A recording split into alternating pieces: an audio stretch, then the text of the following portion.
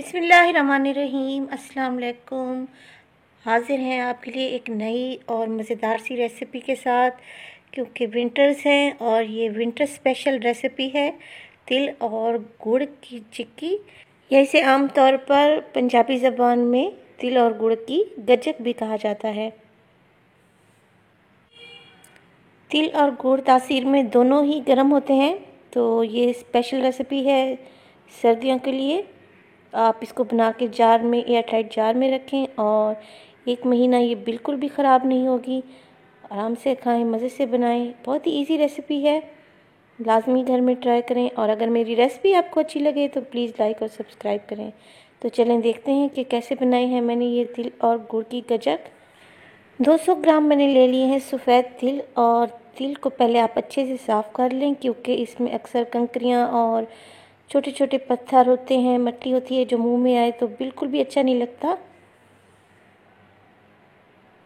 और साफ़ करने का तरीका ये है कि आपने इसको किसी स्ट्रेनर में डाल देना है और आपने इसको अच्छे से वॉश कर लेना है। वॉश करने के बाद आप इसको किसी मलमल के कपड़े पे या डिश में रख के धूप में इसको सुखा लें, तो बहुत अच्छे से ये साफ़ हो जाते हैं।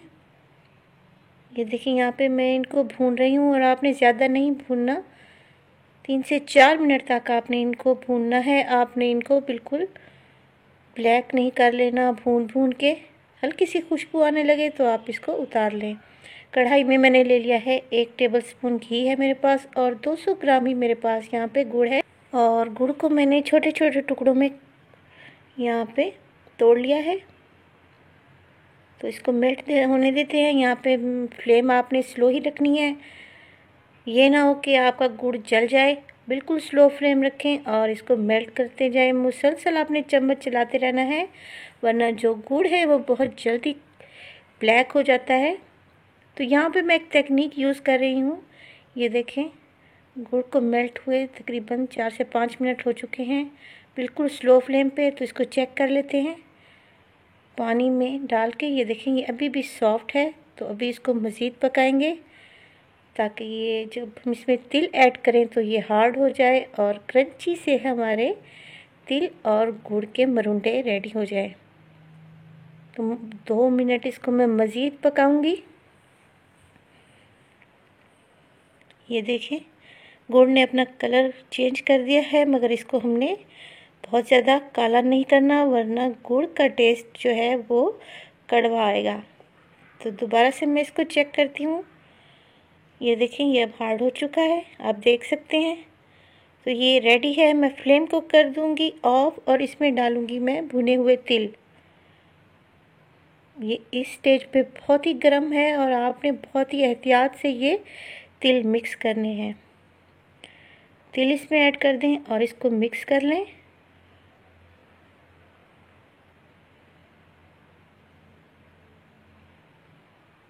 अच्छे से ये तिल कोट हो जाने चाहिए गुड़ में। ये देखें, मैं इसको मिक्स कर लेती हूँ।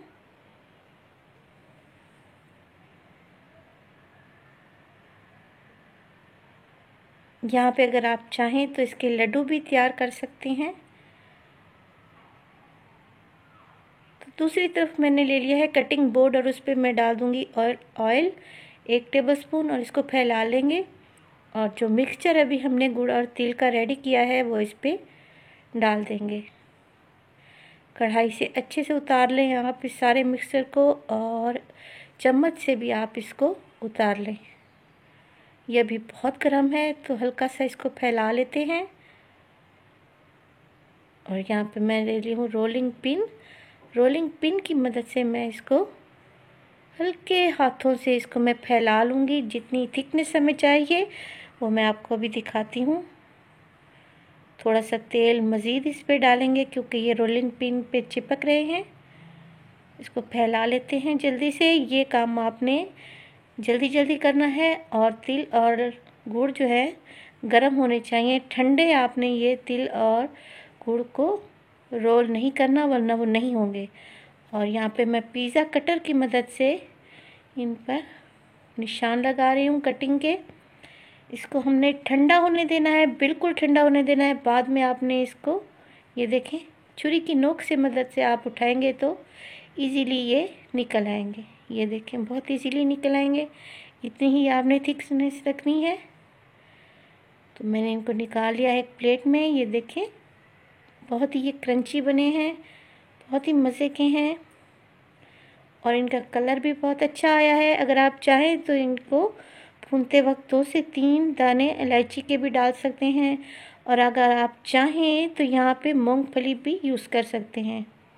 इसी मेथड को फॉलो करते हुए आप यहाँ पे मुख्तलिफ़ किस्म के मरुंडे तैयार कर सकते हैं। तो मुझे दीजिए इजाज़त, मिलते हैं नेक्स्ट वीडियो में नेक्स्ट रेसिपीज़ के साथ। अल्लाह हाफिज़।